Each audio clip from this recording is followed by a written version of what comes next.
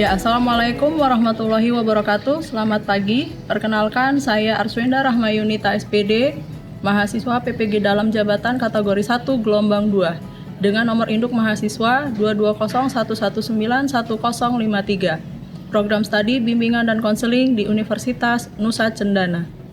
Pada hari ini, Senin, 12 Juni tahun 2023, saya akan mengambil video layanan bimbingan klasikal untuk memenuhi uji kinerja PPG dalam jabatan kategori 1 gelombang 2 dengan topik perencanaan karir setelah lulus SMK. Selamat menyaksikan. Terima kasih. Wassalamualaikum warahmatullahi wabarakatuh. Ya, Assalamualaikum warahmatullahi wabarakatuh. Waalaikumsalam warahmatullahi wabarakatuh. Selamat siang anak-anak Ibu hari ini. Siang, Bu. Apa kabarnya hari ini? Alhamdulillah. Baik, sebelum kita memulai kegiatan kita hari ini, ada baiknya kita terlebih dahulu berdoa. Jadi, Ibu minta salah satu untuk pimpin doa terlebih dahulu. Semua siap? Berdoa mulai. Selesai. Ya, sebelum pelajaran Ibu tadi, pelajaran siapa, Nak? Pelajarannya Bu Titin. Pelajaran Bu Titin. Pelajaran Bu Titin itu materi apa ya? Sarana prasarana. Berarti banyak menghitung tentang sarpras. Untuk hari ini siapa yang tidak hadir? Ada Laila, Satrio, dan ada apa? Keterangannya? Ada yang izin, ada yang sakit.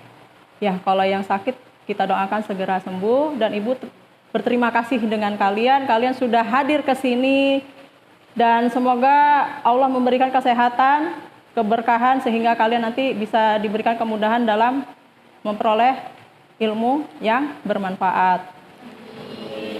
Oke, nah kita hari ini kegiatannya di sini Ibu akan memberikan tentang topik perencanaan karir setelah lulus SMK. Mau kemana sih saya nanti setelah lulus SMK? Apakah kalian masih ada yang bingung? Masih. Oke, sebelum kita masuk ke materi, Ibu akan menyampaikan tujuan layanannya. Tujuan layanannya yaitu yang pertama, biar peserta didik itu akan menjelaskan pengertian perencanaan karir. Terus kemudian nanti peserta didik akan menentukan pilihan karir setelah lulus SMK. Yang ketiga, peserta didik akan menganalisis faktor-faktor yang menentukan pemilihan karir itu seperti apa. Kemudian setelah kalian mengerti, nanti peserta didik itu akan memilih salah satu pilihan karir kalian. Kemudian yang kedua, nanti kalian akan memperoleh atau memantapkan diri kalian terhadap pilihan karir kalian itu tersebut sesuai dengan potensi kalian. Terus kemudian langkah kegiatan kita hari ini yang pertama itu nanti Ibu akan memaparkan satu video. Video itu berisi tentang materi layanan, tentang perencanaan karir. Kemudian yang kedua, Ibu akan memberikan tentang video juga. Di dalam situ videonya ada tentang permasalahan tentang karir. Ada cerita cerita tentang seseorang yang mungkin hilang harapan setelah saya lulus SMK. Kemudian nanti kita akan adakan tanya jawab dari video yang pertama. Kemudian nanti ada langkah selanjutnya itu ada kalian akan memberikan pendapat tentang video yang kedua. Terus nanti akan Ibu bagikan kelompok kalian untuk memilih dari suatu perencanaan karir tersebut. Masing-masing kelompok nanti akan mempresentasikannya. Kemudian nanti terakhir kita akan membuat kesimpulan. Paham, Nak? Sepertinya kalian masih dalam suasana ngantuk, suasana males, atau gimana ini? Apa karena kenyang? Terus? Kenyang, posisi kenyang sekarang sudah ngantuk. Jadi kurang semangat. Oke, sekarang kalau kurang semangat, Ibu akan memberikan satu permainan. Di sini ada merencanakan karir dengan metode SMART. Dan Ibu minta pegang HP-nya. Kalian punya HP kan? Oke, kalau kalian punya HP, silakan ikuti di sini. Di sini ada join@menti.com.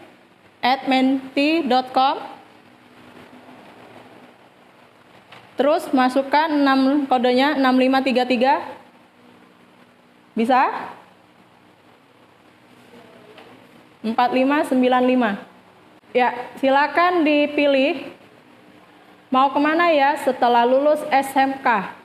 Ada 4 pilihan: kuliah, berwirausaha, bekerja, dan menikah. Tidak ada yang mau menikah? Yakin? Yakin tidak ada yang mau menikah? Tahu tapi ya nggak sekarang juga. Berwirausaha tidak ada? Oke, sudah? Oke, sudah? Seimbang ya nak ya, antara kuliah dengan bekerja. Oke, kita next. Cita-cita saya setelah lulus sekolah. Punya cita-cita enggak? Jadi orang sukses. Ayo. Amin. Menjadi miliarder. Ada lagi?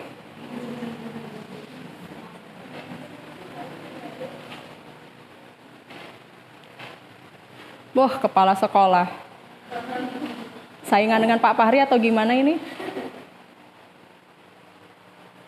Atau terinspirasi dari Pak Fahri atau dari Bu Wiwi ini? Guru. Oke nak, sudah? Kita next lagi. Bagaimana caranya mewujudkan cita-cita tersebut?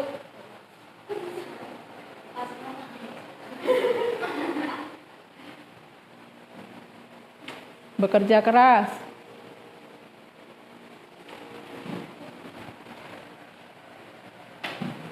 Berusaha. Bersungguh-sungguh. Perbanyak wawasan.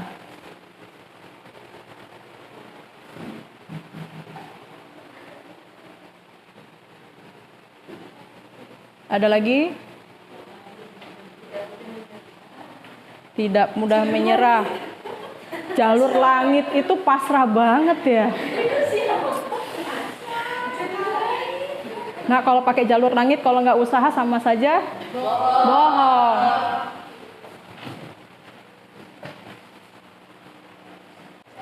Ya, habis kita masuk ke materi.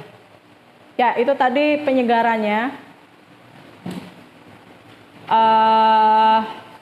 Penyegaran kita hari ini tentang perencanaan karir setelah lulus SMK. Tadi kalian ada yang memilih, mayoritas hanya memilih bekerja dengan kuliah. Terus pertanyaan Ibu nih, kira-kira antara bekerja dengan kuliah, bagaimana pandangan dengan orang tua? Seimbang atau tidak, sejalan atau tidak? Sejalan. Yakin sejalan? Benar? Oke, kalau sejalan, kita masuk materi ya nak. Ini ada materi tentang BK Karir. Silakan Halo semuanya, perkenalkan. lihat, disaksikan, pahami. Guru bimbingan dan konseling di SMKN 1 Metro. Pada pertemuan BK Karir kali ini, kita akan membahas mengenai perencanaan karir setelah lulus SMK. Pertama, mari kita bahas makna dari perencanaan karir. Perencanaan karir adalah suatu kegiatan yang terarah yang merupakan persiapan untuk memperoleh pekerjaan sesuai dengan potensi seseorang. Di antaranya, memilih pendidikan dan keterampilan untuk mendapatkan sumber penghasilan yang memungkinkan seseorang maju dan berkembang. Selanjutnya, kita bahas hal-hal yang perlu terdapat beberapa hal yang harus diperhatikan dalam perencanaan karir, yaitu diantaranya: 1. Mengenal potensi diri. 2. Melakukan identifikasi tujuan hidup. 3. Mengenal beragam jenis profesi. 4. Memahami peluang, kendala, dan konsekuensi. Serta yang kelima, menetapkan pilihan pendidikan. Itulah tadi presentasi mengenai layanan bimbingan dan konseling karir tentang perencanaan karir setelah lulus SMK. Sekian dan terima kasih. Ya, itu tadi pilihan karir, materi tentang pilihan karir setelah lulus SMK. Kita bahasnya nanti. Kita ke yang Ibu bilang tadi bahwa di sini ada unek-unek dari seorang remaja menceritakan kehidupannya setelah SMK.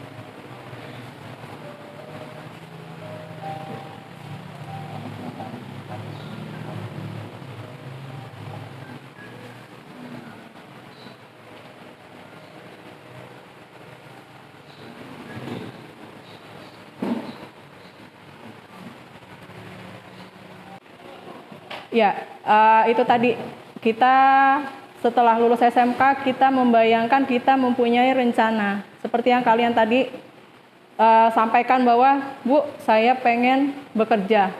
Bu, saya pengen kuliah. Tapi ketika pada kenyataannya, ketika kita mau melanjutkan kuliah ataupun bekerja, ada saja kendalanya. Faktor itu bisa dari keluarga ataupun dari diri kita sendiri. Ya. Oke, untuk yang video kedua, untuk yang video pertama, ada pertanyaan atau tidak? Tentang perencanaan karir setelah lulus SMK. Ya. Tadi yang di bagian kuliah Ya. itu kan ada yang terakhir perguruan kedinasan. Maksudnya kita harus pilih yang perguruannya dinas atau dinas? Ya, perguruan tinggi itu sebenarnya ada yang biasa.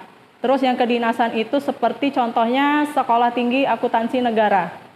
Nah, prospeknya nanti setelah lulus nanti kalian bisa langsung bekerja dan otomatis langsung jadi pegawai negeri.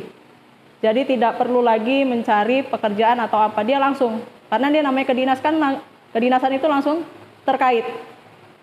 Jadi seperti itu. Itu salah satu poin utama, poin ibaratnya poin yang paling penting ketika kita memilih perguruan tinggi kedinasan. Setelah kita lulus kuliah, kita bisa langsung bekerja. Dan tidak perlu repot-repot lagi, harus tes, harus segala macam, tidak perlu lagi. Kalau tidak salah, alumni di sini ada yang dari akuntansi ke SETAN, sekarang sudah lulus, sudah bekerja. Ada lagi, Nak? Ya? Izin bertanya, kan tadi kita kalau mau terus kan, kalau SMK kan sesuai sama jurusan yang kita Iya. lakukan. Kalau seumpama saya maunya ya, soalnya saya maunya masuk akuntansi tapi saya bergeser ke Perkantoran, itu gimana gitu bertanya? Apakah itu akan ganggu motor kita, atau akan ganggu mental kita, atau dengan kagetnya pelajaran yang kita dapat, atau gimana tadi? Mau kuliah, tapi tidak sesuai dengan jurusan. Jurusannya dari SMK misalnya. Oke. Ibu sedikit berbagi pengalaman ya, Nak ya. Ibu juga lulusan dari SMK sebenarnya. Jurusan Ibu adalah dari, sama seperti kalian, dari perkantoran. Tapi alhasil Ibu dulu cita-citanya tidak pengen jadi guru. Pengennya kerjanya di kantor. Yang pertama prospeknya, terus apa ya? Karena prospek di kantor itu sepertinya enak. Yang kedua, kalau kerja itu saya pengennya di bank. Tapi pada kenyataannya salah jurusan, salah masuk. Tapi apapun itu dinikmati aja. Kalau dibilangin mental kita nanti terganggu, enggak.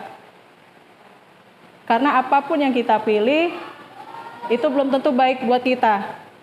Tapi ketika Tuhan yang mengatakan itu baik buat kita, ya itulah nanti yang akan terpilih oleh kita sendiri.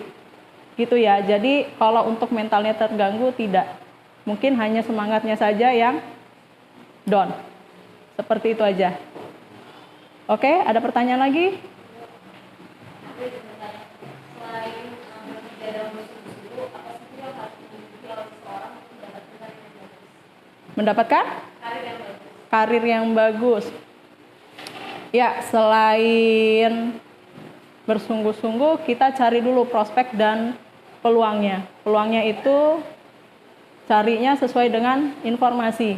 Biasanya kita menentukan pilihan karir seperti ini, tapi ternyata kedepannya sudah berubah lagi, sudah bergeser lagi, gitu. Jadi karir itu bisa tercapai ketika kita memang bersungguh-sungguh, kita bekerja keras, lalu kita menyadari kelemahan dan kelebihan yang ada di dalam diri kita.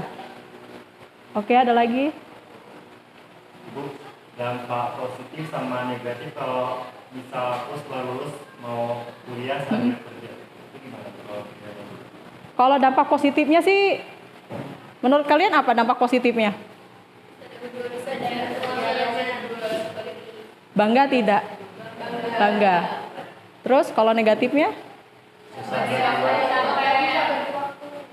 Susah bagi waktu. Ya, kalau bekerja dengan kuliah itu susah membagi waktunya.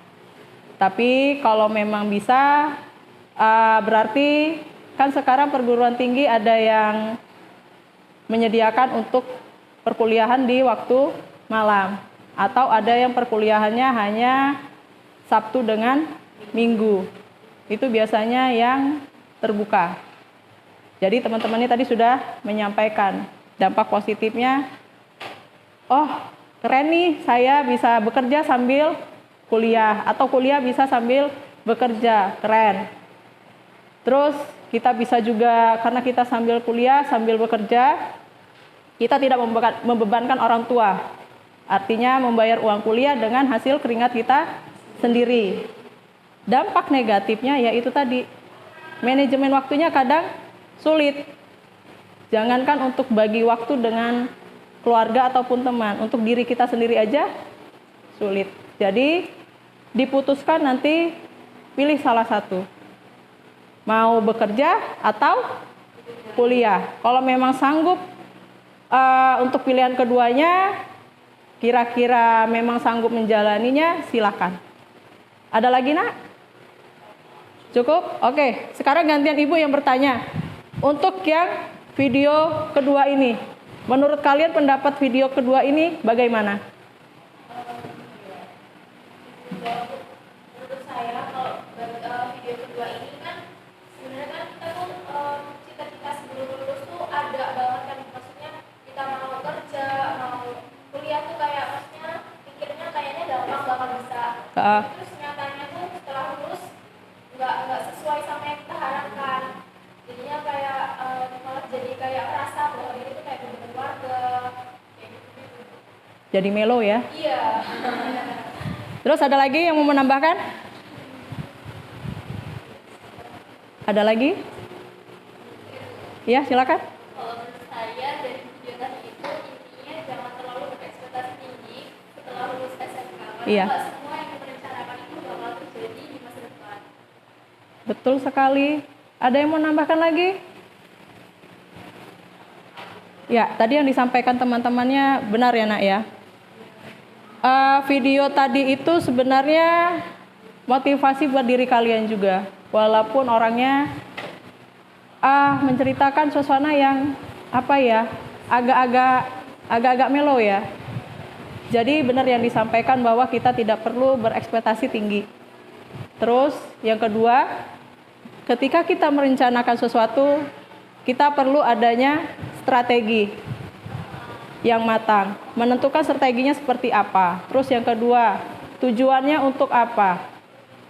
Jadi tidak sembarangan dan tidak seperti yang terjadi di video tersebut.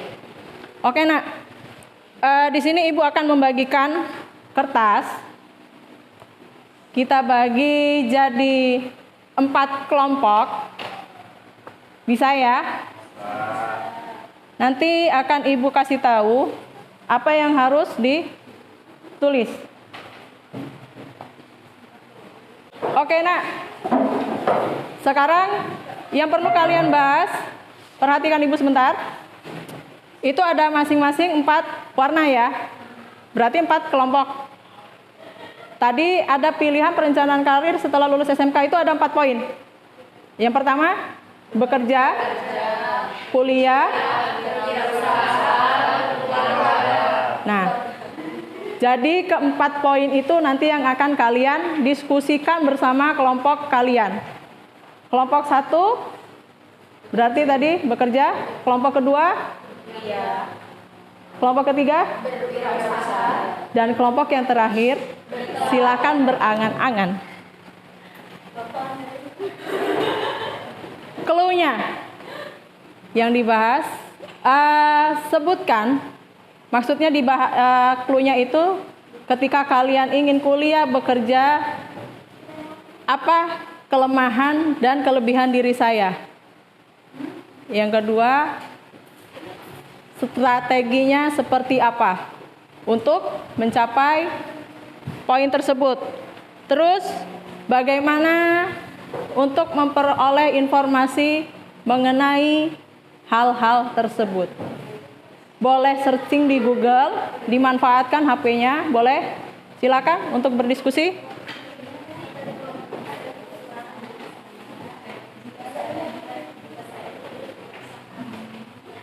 Usahanya seperti apa?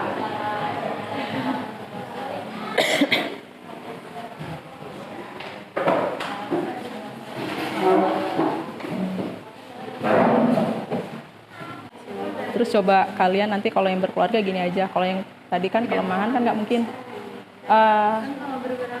Gini aja diambil tentang kelebihannya ketika saya menikah muda seperti apa. Terus kekurangannya seperti apa, dampaknya aja. Jangan bekerja keras mematahkan hati gadis. Yang poin keempat, sulitkah?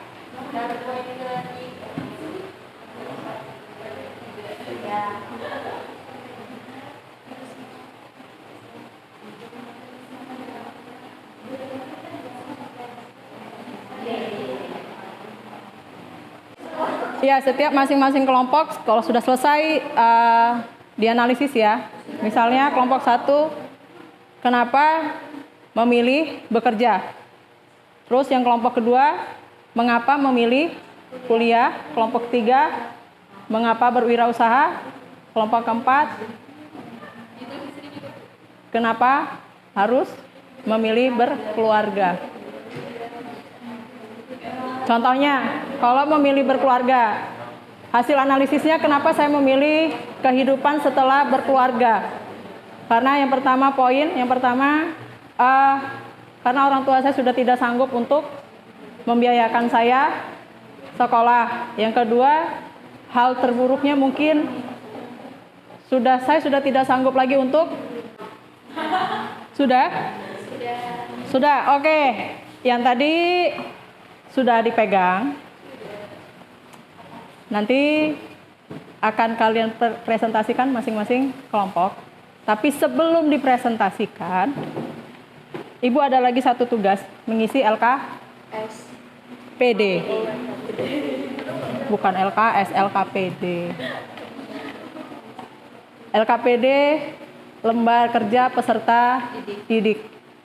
Nah, yang tadi kalian kerjakan dikaitkan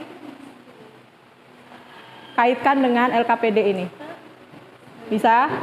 Ibu kasih waktu 10 menit ya.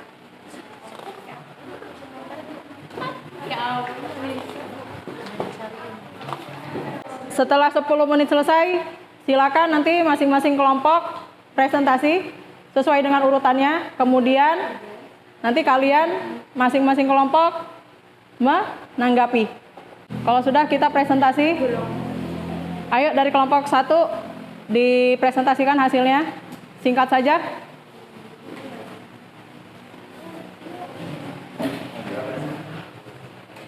Di situ aja nggak apa-apa, menghadap ke kelompok lain. Kelompok lain nanti tolong, Ibu minta tolong yang 3 kelompok menanggapi.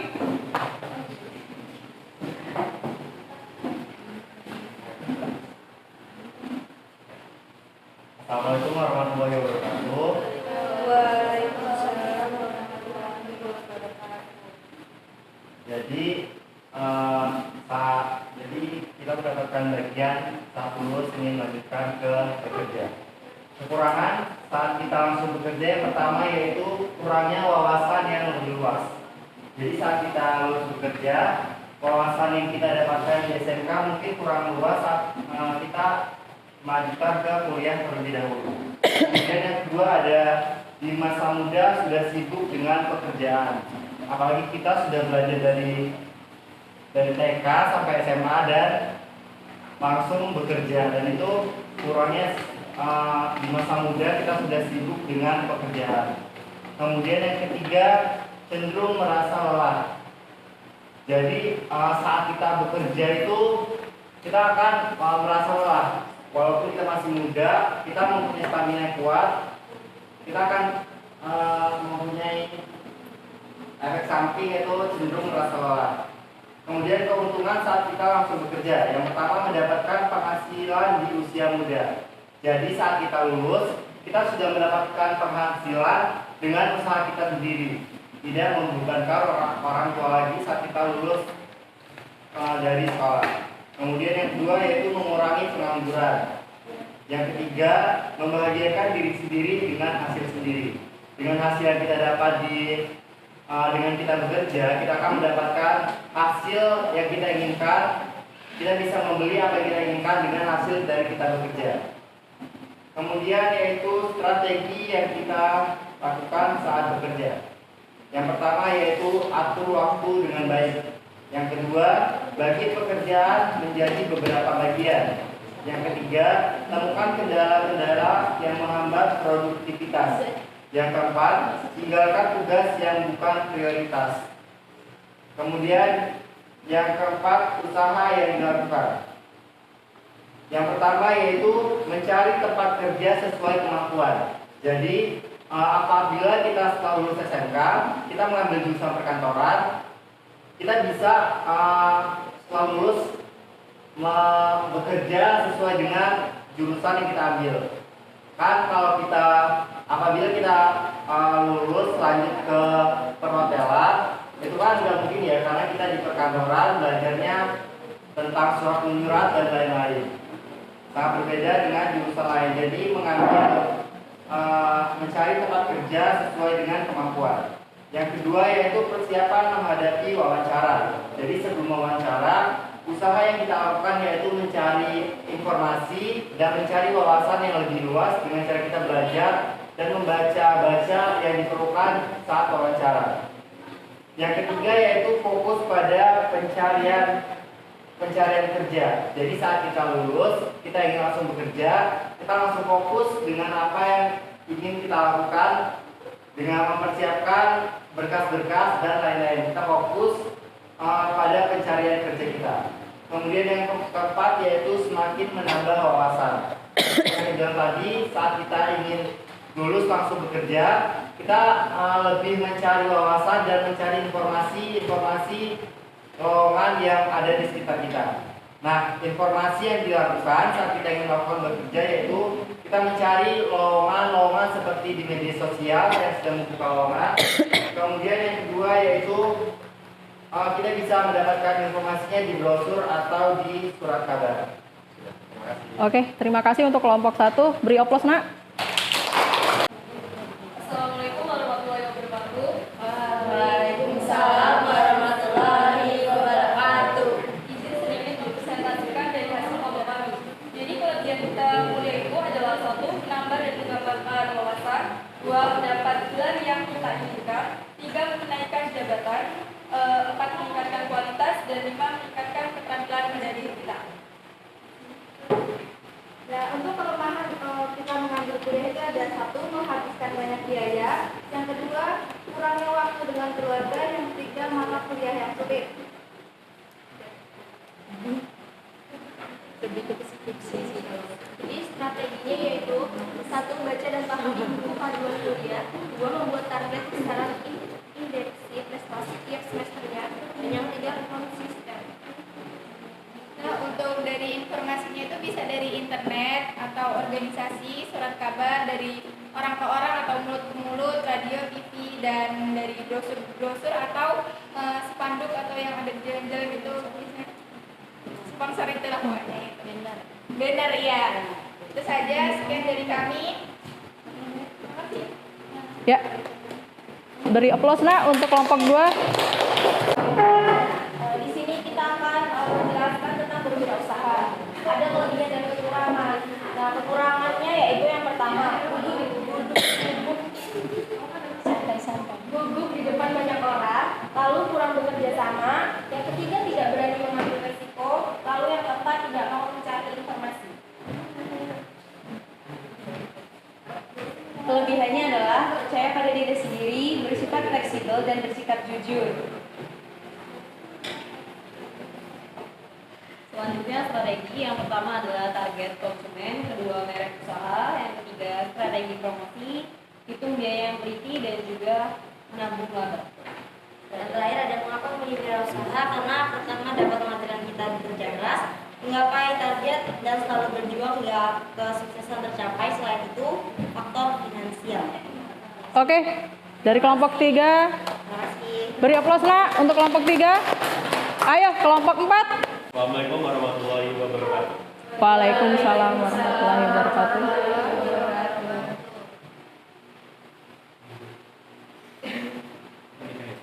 Ya. Kemudian kelebihannya menikah muda yaitu terhindar dari fitnah, memiliki toleransi dan kesabaran lebih baik, merencanakan masa depan, membangun hubungan yang lebih baik, lebih energi.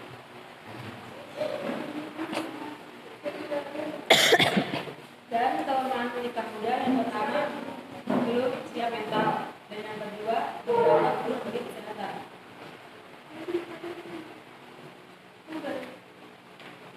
Dan untuk strateginya, yang pertama benahi diri ke arah yang lebih baik dan tentukan pasangan yang tepat. Mengapa memilih menikah muda? Karena terhindar dari dosa dan fitnah. Menikah adalah Masya Allah. Subhanallah. Oke, sudah? Ya, beri aplaus nak untuk kelompok 4. Ya, itu tadi masing-masing presentasi dari masing-masing kelompok. Sekarang silakan kalian, apakah ada yang ingin menanggapi dari kelompok lain ke kelompok lainnya? Dari kelompok 1 ke 2 atau 2 ke 1 atau 3 ke 4? Silakan. Menanggapi dari kelompok pertama ya ini bekerja kan, apabila terjadi kita terlanjur bekerja itu yang bukan passion kita, bagaimana cara kita menanggapi itu? Ya, ayo silakan dijawab kelompok 1. Ketika kita menemukan masalah nih, ketika kita memilih bekerja tapi tidak sesuai dengan passion kita atau bidang kita, bagaimana menghadapinya? Silakan kelompok 1. Kan biasanya dalam bekerja itu kan dilakukan training gitu ya. Training itu kan melatih kepala skill ya. Jadi kalau kita misal ditentuin di sini itu kan pelatihannya, jadi kita bisa belajar dari situ biar terbiasa sama pekerjaan yang nantinya kita dapetin. Oke, gitu. Kelompok 3. Jelas? Oke, kelompok yang lain? Ada? Bu, izin bertanya. Iya. Untuk kelompok 4, Ya, kan, silakan. itu kan kita pilihan yang keempat yaitu berkeluarga. Ya. Nah, semisal nih udah berkeluarga tapi belum mempunyai uang yang cukup gitu Bu. Kayak maksudnya belum bisa mencari nafkah tapi udah menikah. Nah, itu tanggapannya gimana? Ayo. Kelompok 4, bagaimana menanggapinya ketika ingin menikah Tapi belum tetapi secara finansial belum cukup. Ayo. Bagaimana kelompok 3? Kelompok 4. Bagaimana? Jalur lain.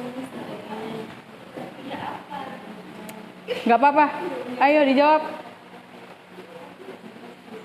Ada yang cowoknya, bagaimana nih pertanggungjawabannya seperti apa?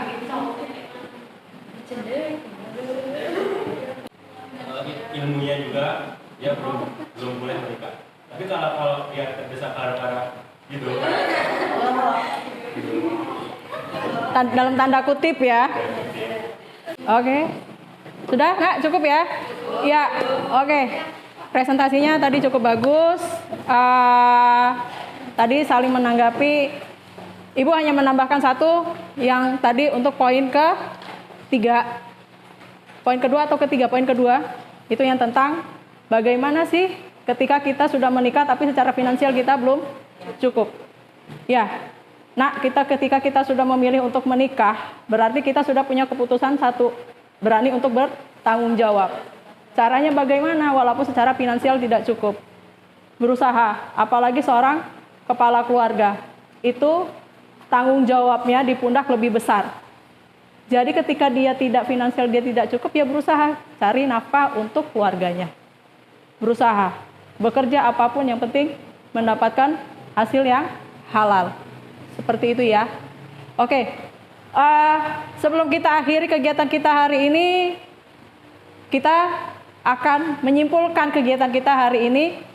Seperti apa sih?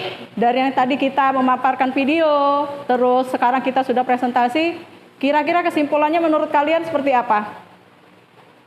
Ada yang berani untuk menyampaikan kesimpulan kegiatan kita hari ini? Ayo silakan.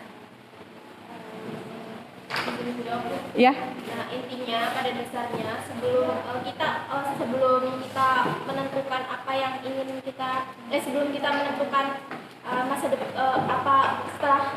setelah tujuan setelah kuliah, kita harus tahu passion kita, kayak potensi diri kita itu apa. Kita harus kenali diri kita dulu, baru kita bakal ngerti kedepannya itu kita mau ngapain. Oke. Ya, kesimpulan kita hari ini benar yang disampaikan teman-temannya. Ibu menambahkan bahwa ketika kita merencanakan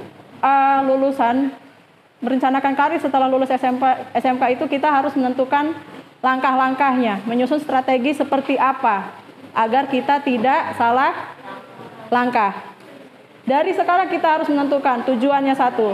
Tapi dengan syarat, Nak, ketika kalian menentukan pilihan karir itu harus seimbang dengan keinginan orang tua, jangan sampai berlawanan.